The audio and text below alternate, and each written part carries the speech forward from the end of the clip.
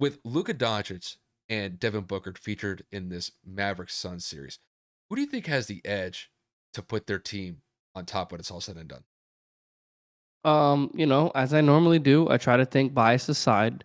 Um, I think Devin's got the edge because Devin's got the running mate that is the future Hall of Famer, the point guard, arguably one of the, if not the greatest point guard of all time, in Chris Paul. With Luca being the focal point of the offense, Luca being the X factor, pretty much Luca being the sole recipient of all the Dallas Mavericks pressure over the last 10 years since we've won a championship, or 11 years, should I say. Um, that's where the difference is. Devin can relay or kind of rely on CP when he's cold. Devin can lean on Chris Paul when he's having an off night to kind of get him back into it. Luka Doncic is our whole offense. Luka Doncic is that person that says, like, give me the ball, I'm going to take this shot. And sometimes Luka's ego is what shoots us out of certain games. Now, I'm not saying that it wasn't because of Luka Doncic that we won the last series, but you also have to remember Jalen Brunson is also in his third postseason or second postseason or whatever have you, and he's actually been able to step up massive. So I can't say that Luka is now alone, but when you look at it from like, well, Devin Booker's got all stars with him as opposed to Luka's pretty much playing by himself. So I will definitely say that Devin's got a bigger kind of a bigger role to play here, but in terms of importance, I would say that Luka's more important for the Mavericks because, like I just reiterated, um, the entire team runs through one player. All the offense, when everybody is kind of just standing still, it's pretty much a Luka Doncic ISO or Luka Magic, as the Mavs announcers like to kind of just call it. And that's where I start to worry. That's where I start to panic. I also do not feel like the Mavericks match up well. The Suns have pretty much 3 7-footers, and DeAndre Ayton, JaVale McGee, and then you have Bismack Biyombo that they acquired later in the season, whereas the Mavericks pretty much just have Maxi Kleba and Dwight Powell in rotation for the center position. And, when we do small ball, Dorian Finney-Smith runs the five. We were able to kind of run Utah off the floor with our smaller lineup because they were worried about the mismatch. But I do believe that DeAndre Ayton is a great defender, so they will find a way to adjust and kind of beat us up in the post because that's where we are weakest on the defensive side. Obviously, Monty Williams and Chris Paul are going to be like decisive geniuses with the basketball, and they're going to know where they want to attack and what spots they want to get to. But man, Devin Booker's scary. Pending God forbid a tweak of his hamstring, I think Devin's going to go off. I don't really think we have anybody that's going to be able to disrupt his offense as much as we would like.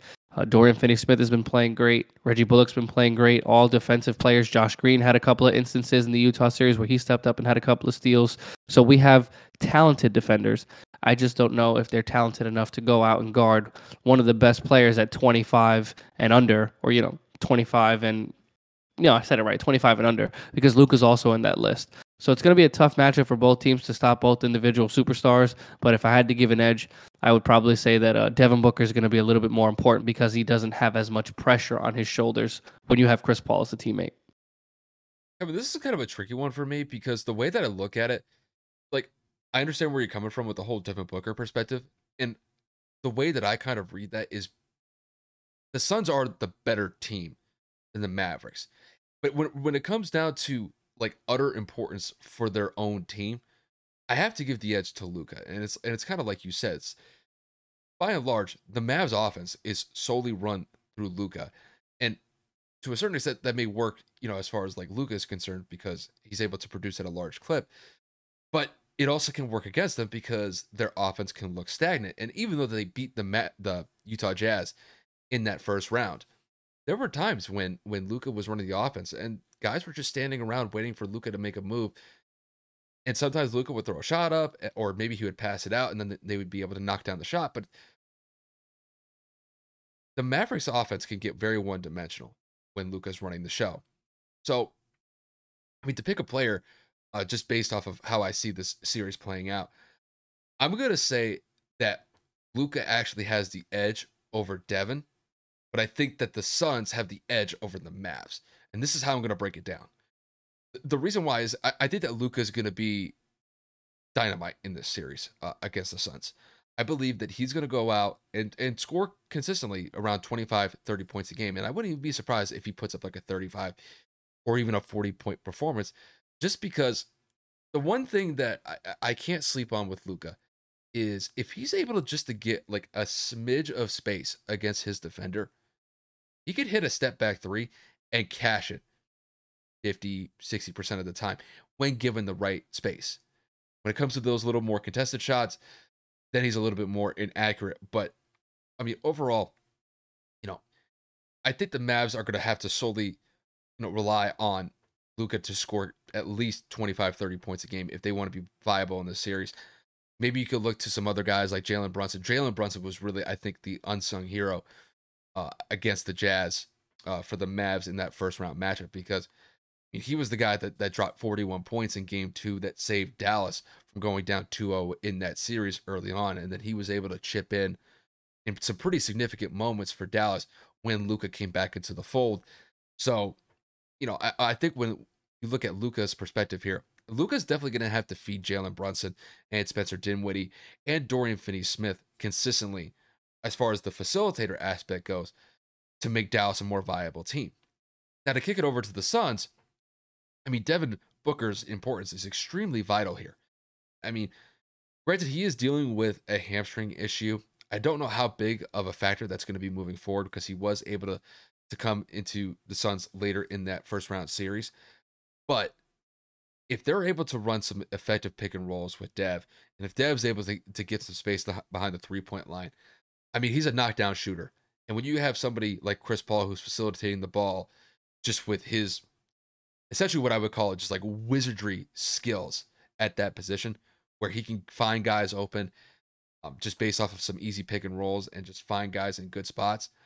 I mean, Devin can go out there and score 30 points when given the right opportunities every night.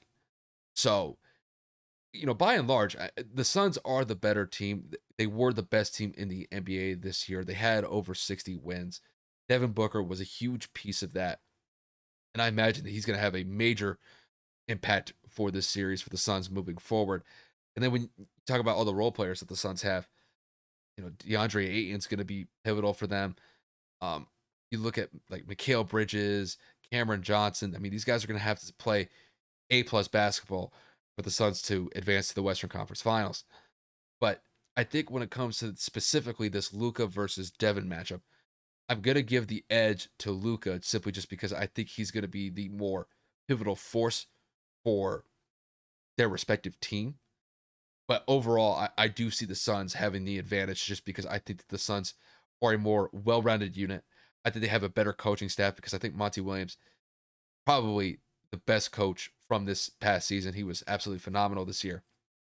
And I think when you combine those factors together, just based on how the Suns operate as a team, I do have the Suns winning this series over the Mavs when it's all said and done. But I can't sleep on the Mavs here. The Mavs played extremely well in some big clutch moments against the Jazz in the first round of the playoffs. And if they play their cards right, they can make this a series. They could push us to 6 games, possibly even 7, if they were able to get 3 wins. But I do have the Suns winning this series when it's all said and done. I just think they're a better team, and that's just how I see it.